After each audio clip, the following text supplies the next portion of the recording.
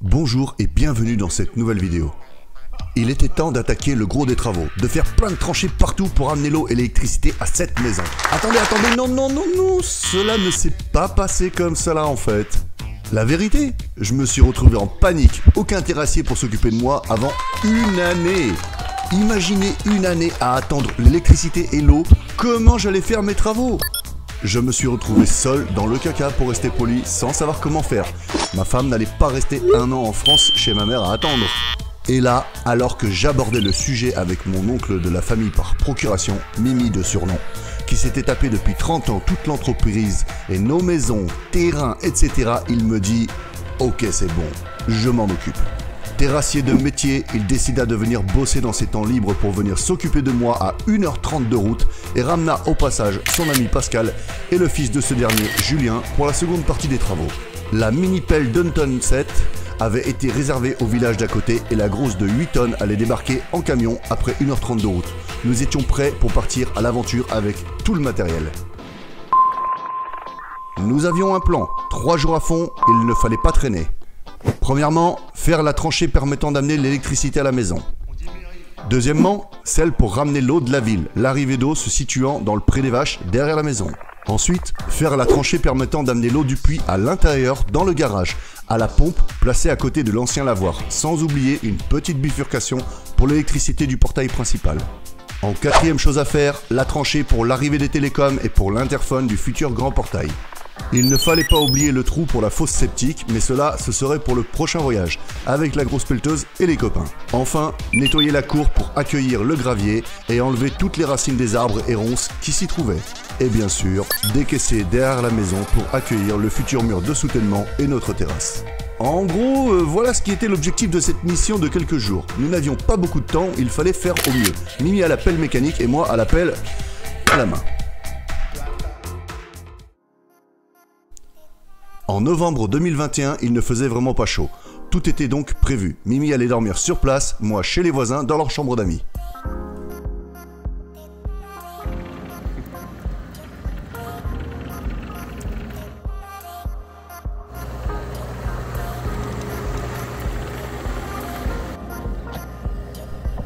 Après quelques heures, le repas s'annonçait. Nous faisions souvent la pause café. Oh, ok, il était un peu rouge le café. J'ai d'ailleurs découvert les plaisirs du vin grâce à mon ami et ses bouteilles de secours. Les travaux allaient bon train, conseillés et contrôlés par Guillaume en charge du Grand Charolais pour s'assurer que nous creusions au bon endroit et que tout était dans les normes. Les toilettes? Un simple seau d'eau suffisait à l'ancien qui n'avait pas vu de paire de fesses depuis 47 ans. Le premier soir, je préparais la chambre de Mimi et alors que j'allais chez les voisins, je contemplais pour la première fois ma maison avec une lumière, un premier signe de vie depuis des décennies. Ce n'était pas tout, le lendemain nous réattaquions aux aurores, mais avant cela, un bon café s'imposait. La journée allait être dure et il faisait à la fois froid et humide, tout pour plaire. Ce jour-là, il fallait percer un trou dans le mur de la maison pour faire passer les câbles et les canalisations, et qui plus est, à bonne distance réglementaire. Problème, n'ayant pas de marteau-piqueur, c'est avec une petite baramine, le godet de la pelleteuse, mes mains et la masse que nous avons percé. Résultat, plus d'1 heure pour réussir à traverser les 80 cm d'épaisseur du mur. Nous avons même tordu la baramine, inutilisable depuis. Mimi alterna entre les travaux à faire, le nettoyage de la cour principale était une horreur. Imaginez 47 ans de végétation à l'abandon à arracher à la pelleteuse.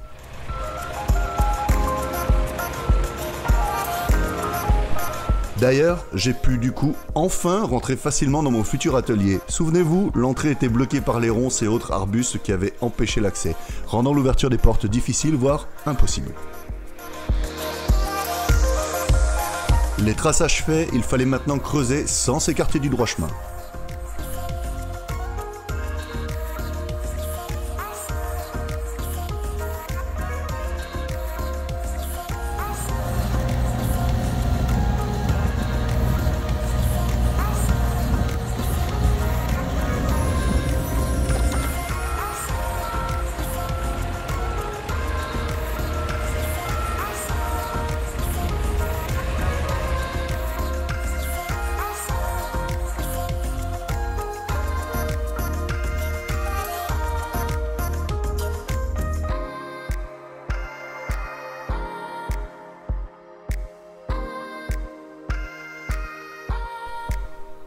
Comme d'habitude, petit aparté pour remercier ceux qui aideront à la visibilité de ma nouvelle chaîne et penseront à s'abonner maintenant et à activer la petite cloche. Et tant qu'à faire, n'hésitez pas à me laisser un pouce bleu et un petit commentaire.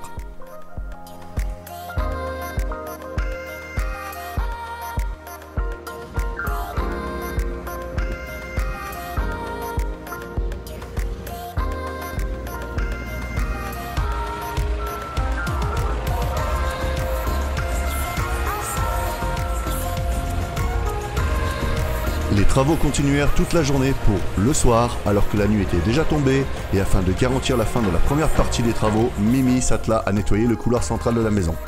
Bon, ok, c'était pas prévu à la base.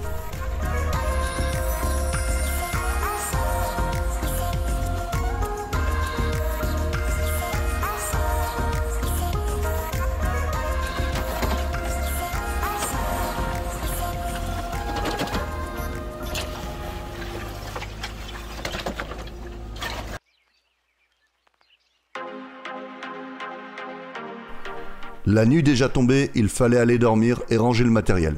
Pour l'instant, tout suivait son cours. La suite viendrait avec le renfort de 2 terrassiers amis de Mimi et d'une plus grosse machine.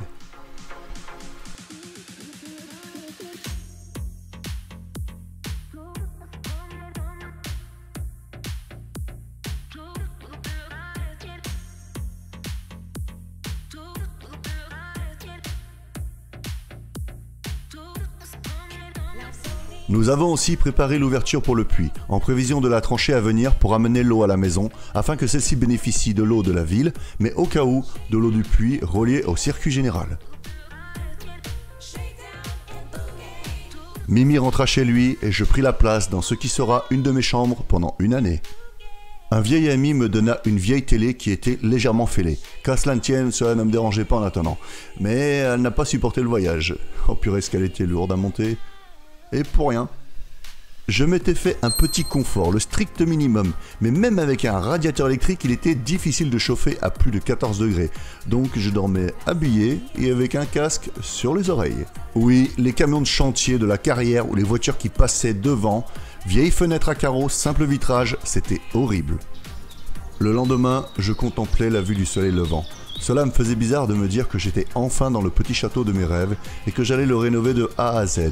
Qui plus est, avoir à la fois une maison de 200 ans avec une histoire, mais toutes les canalisations d'eau et câbles électriques, etc. neufs. L'ancien avec le neuf. Tout était parfait. Enfin, tout était parfait, mais il y avait encore pas mal de choses à casser et à désosser. Mais cela, c'est dans une prochaine vidéo. A bientôt et... Oh purée! Eh bien oui, j'allais oublier de présenter la chaîne cette semaine. Alors cette fois-ci, ce sera la chaîne musicale Ubon, dont vous avez écouté la musique tout au long de cette vidéo. Ubon, c'est un groupe électro-pop-rock français originaire d'Occitanie, mais c'est aussi un homme qui autrefois m'a tendu la main quand j'étais jeune et m'a appris beaucoup de choses sur la vie et le développement informatique. Je vous laisse les découvrir à l'écran et en lien dans la description. Merci encore une fois de plus à toutes celles et ceux qui me suivent et suivront, et encore plus à ceux qui likeront mes vidéos. Cela aide pour le référencement de la chaîne. Je ne suis pas encore proposé en vidéo sur YouTube car je n'ai pas fait assez d'heures de visionnage, mais cela viendra. Cette fois, au revoir et à bientôt pour une prochaine vidéo.